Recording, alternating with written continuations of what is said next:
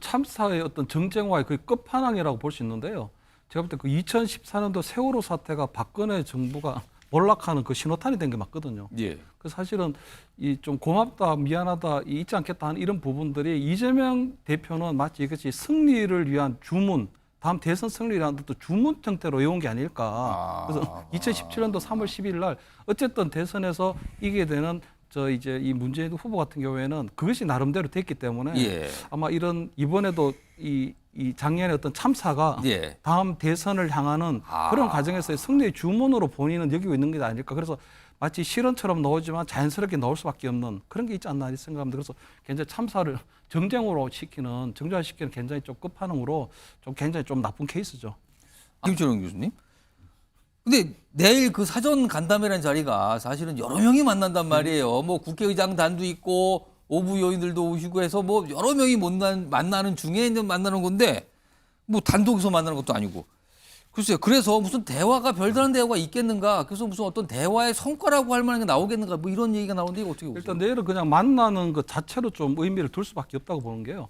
일단 대통령이 국회의사들 도착하는 시간이 거의 한 채 빈틈이 없을 겁니다. 아마. 그렇겠죠. 아마 9시 40분이나 45분쯤 도착할 거고 예. 이동 시간을 감안하면 아마 앉아서 잠깐 차 마시는 티타임 시간이 한 10분, 15분 내일 거거든요. 그럼 이제 국회의장단 모부 요인들 여야 당 대표들이 일단 모이기 다 악수하고 때문에 인사해야 될 거 아니에요? 그럼 한 1분 정도 내외도 나오지 않을 것 같아요. 그래서 아마 내일 아마 깊이 있는 대화는 못 나눌 것 같고 단지 저는 이재명 대표가 그동안 꾸준히 이제 영수회담을 주장해 왔는데 예. 대통령을 만날 수가 없는 상황이잖아요. 예. 그럼 저는 이재명 대표가 영수회담 때 본인이 하고 싶은 얘기를 친전 문서로 그냥 대통령께 드리는 게 저도 하나의 방법이라고 그 자리에서 뭔가 적어서 할 게 많은데 이거를 이제 대통령께 전달을 제 친전으로 생각이 드리면 이렇습니다라고 전달하는 거. 거기 이제 내각 총사태는 이런 말은 좀 빼시고 왜냐하면 그건 국정을 마비시키겠다는 그런 거 빼고 예. 정말 본인의 생각하는 대통령을 향해서 진짜 충원을 할 수 있는 메시지가 있다면 예를 들면 이런 종이 한 장으로 요약을 해서 딱 전달할 수 있는 봉투에 방법. 넣어서 이렇게 대통령께 친전 문서로 들으면 그나마 대통령이 그것을 읽어볼 수 있는 시간적 여유는 나오지 않을까